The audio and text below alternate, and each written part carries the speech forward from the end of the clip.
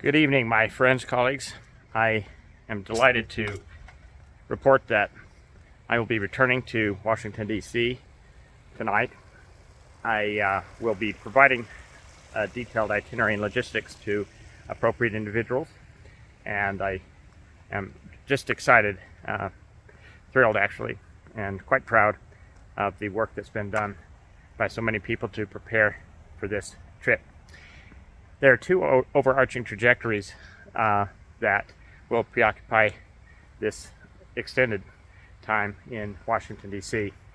The first is obviously the overarching one. That's the candidacy for the presidency of the United States in 24. The other is a more sensitive series of briefings and discussions that will be partially classified regarding national security issues and the state of the world, in particular with regard to the quest for a comprehensive peace to the presently heating up and hot global conflicts. The two, of course, entwine in this election cycle, and that forms the context for a few comments I'd like to make about kind of what it feels like to be running for president and what you have to think about and have inside you to do this.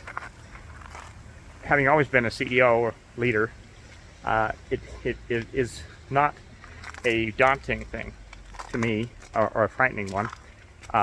It's something I feel very well prepared to fulfill.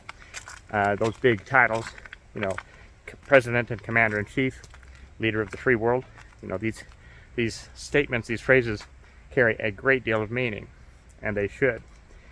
As I look back in the history of presidents, I find myself fitting into the mold of someone stepping into an extremely complex and mission critical moment or time in the evolution of the country and indeed the world. And in that sense, I can foresee the types of challenges that we'll be tackling over this coming decade that will have in many ways some of the sensations for both me, should I be privileged to carry those titles not too far from now, not too many months, to carry those titles in times that harken back to some of the challenges that George Washington, Abraham Lincoln, FDR, certainly JFK, some of my heroic icons that were seated in the Oval Office.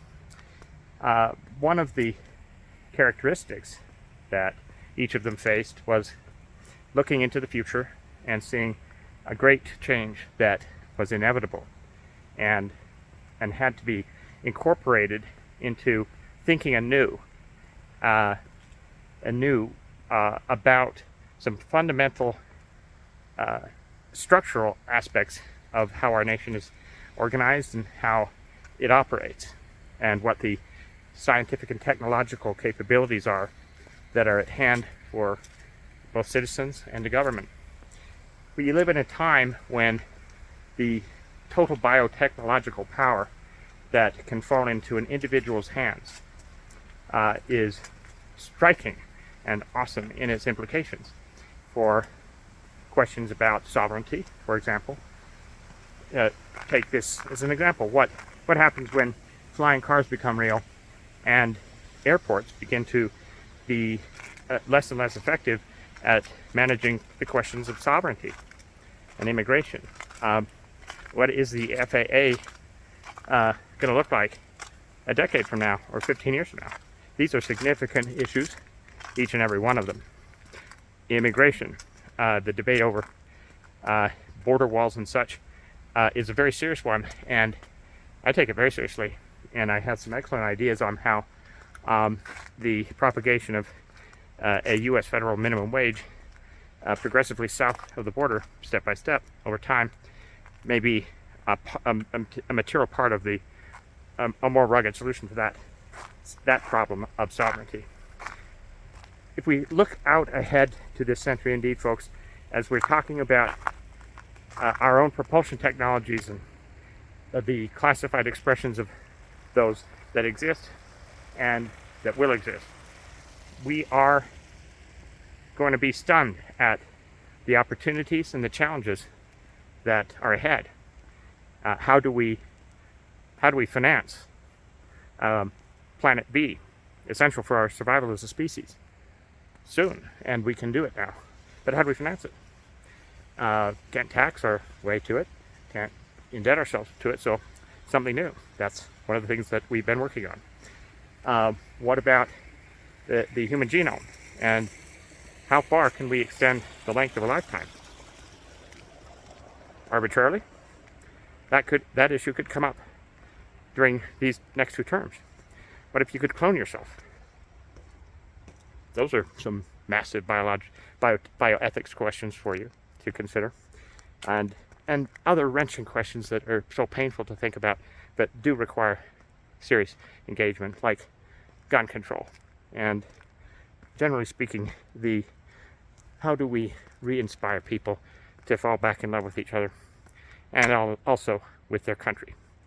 The return of a civic sense of pride in our national identity, what holds us together, especially as we become more ethnically diverse in the United States here.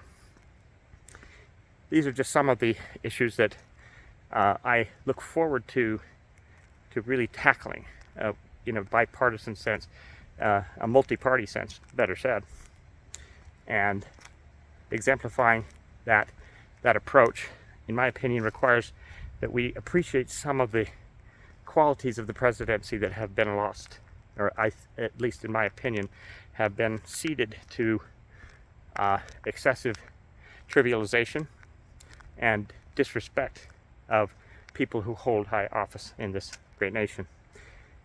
I look back on the days of JFK, and he was probably the closest president to carry the office in the manner that I intend to myself.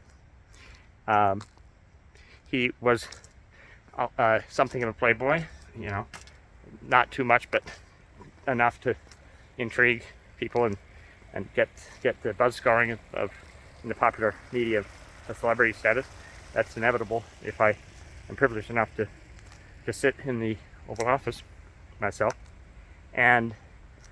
But more specifically, the dynastic quality of a more permanent sense of duty and honor, I believe, needs to return to that office, and the dignity and respect of the family members and the people who work for and in the White House, I personally believe needs to be reignited. That energetic passion for the job and for the